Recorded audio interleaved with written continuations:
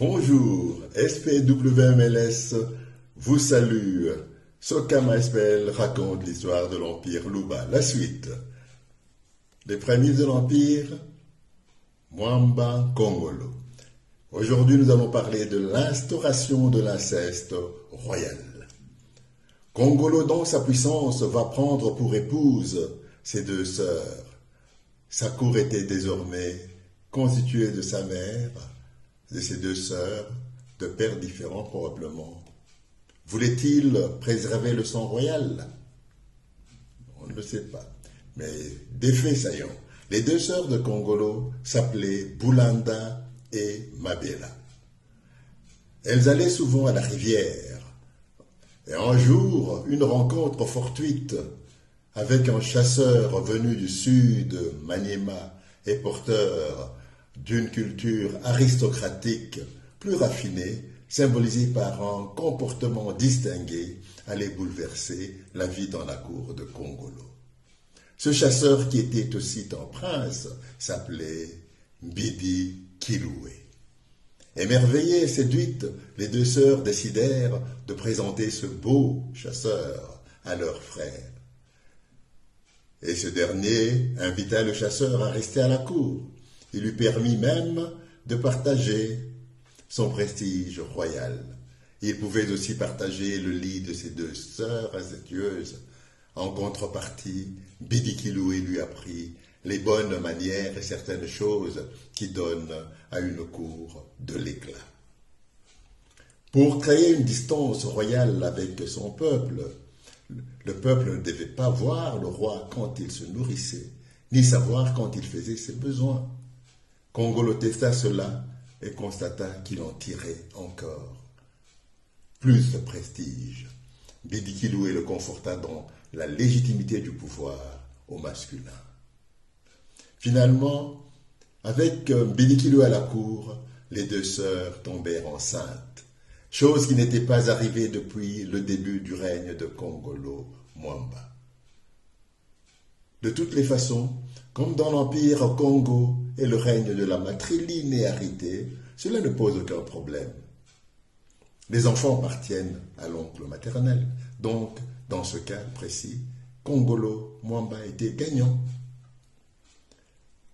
Mbidi Kiloué avait une peau très foncée, alors que Kongolo avait un teint clair, légèrement cuivré.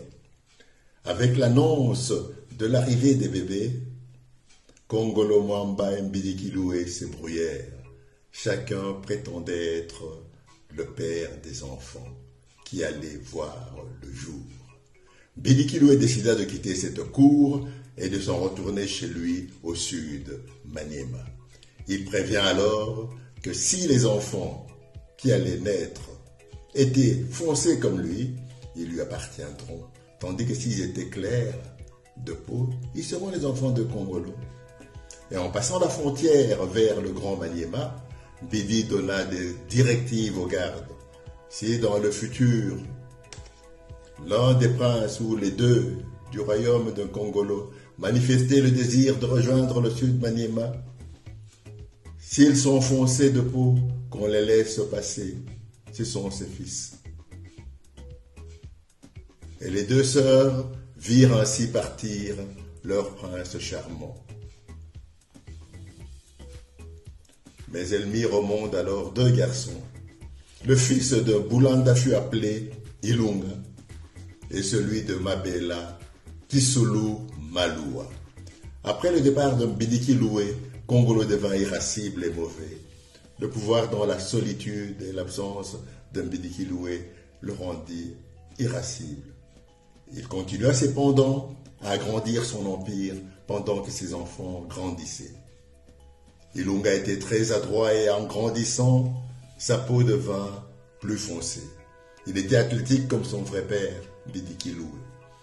Mais il ne faut pas oublier que dans les lignées matrilinéaires, les enfants appartiennent à l'oncle maternel aussi. Ilunga commença à accompagner son oncle, père, dans toutes ses campagnes de conquête militaire.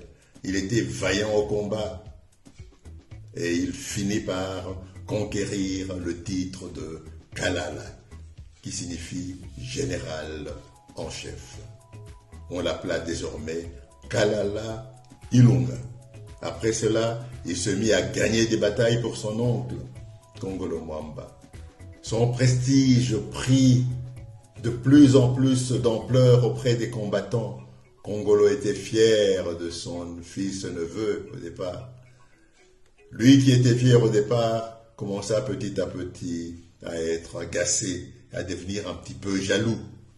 Sa mère, qui était encore vivante, se mit aussi à le taquiner sur les exploits d'Ilunga.